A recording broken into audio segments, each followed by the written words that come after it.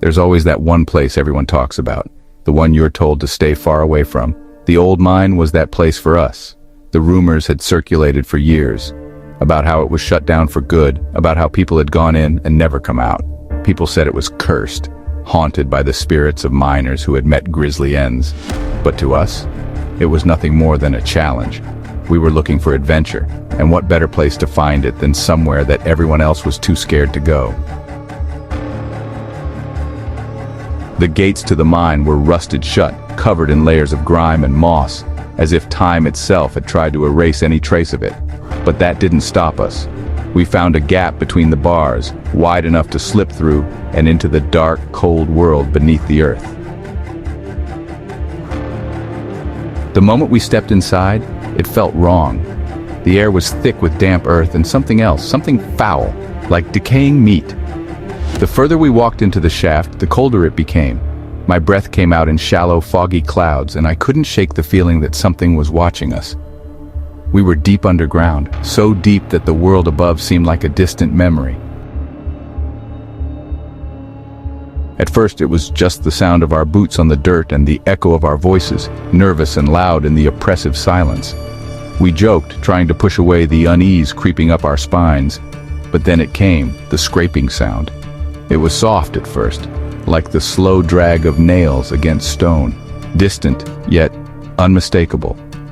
We paused, staring at each other, wondering if someone else had slipped past the gates before us.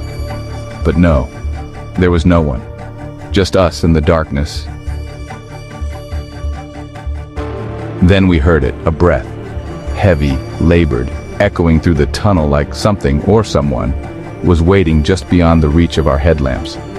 My skin prickled, and a shiver ran down my spine. I turned to my friends, but none of them were looking at me. They were all staring into the shadows, their faces pale and drawn. "Sam, did you hear that?" "Yeah," I said, my throat dry. "I heard it too." We stood still for a moment, the air thick and cold around us. Then something caught my eye. Movement. It was quick, just the flicker of something in the corner of my vision. A shadow, moving against the grain of the light, just beyond our reach. I felt my heart slam into my ribs. "We need to go," I said, my voice trembling. But it was already too late. We turned to leave, but the tunnels, which had seemed so straightforward when we entered, now felt like a labyrinth. Every corridor we took seemed to twist and turn, leading us deeper into the mine. The air grew heavier with each step, thick with the scent of something rotten. And then, there it was again, the scraping. But this time, it wasn't distant. It was close, so close I could almost feel it on my skin. We ran, but the darkness seemed to shift, closing in on us, warping the paths. The walls pressed in, narrowing, suffocating. My headlamp flickered, casting wild shadows that danced on the walls. The tunnel stretched, bent, as though the mine itself was alive, pulling us deeper. And then we saw it, a shape, tall, impossibly tall, loomed ahead of us.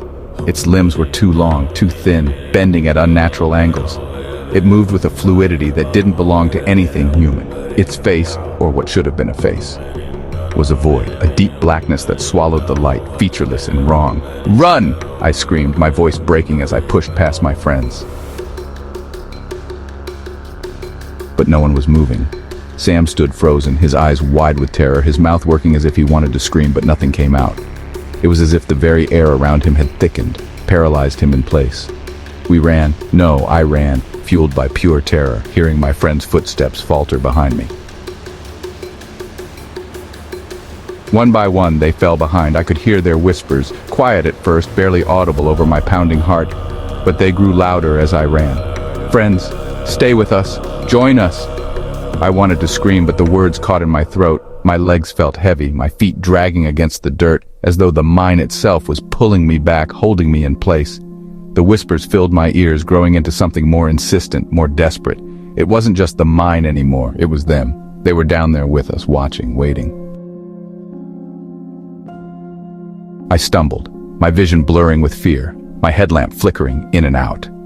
I turned back, but the tunnel had shifted.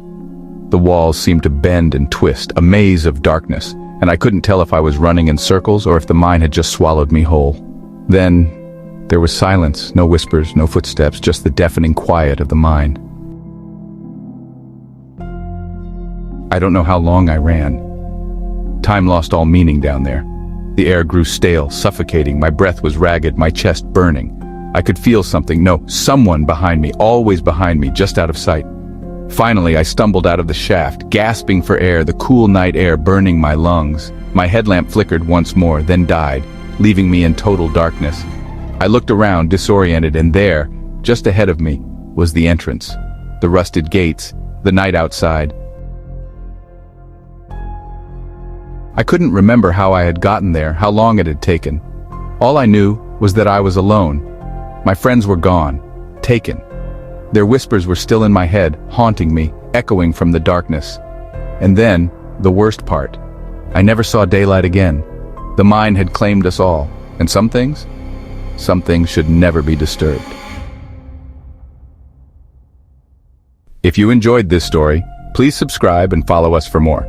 Join us on TikTok, Instagram, Facebook, YouTube, and Blue Sky for more bone-chilling chronicles, if you dare.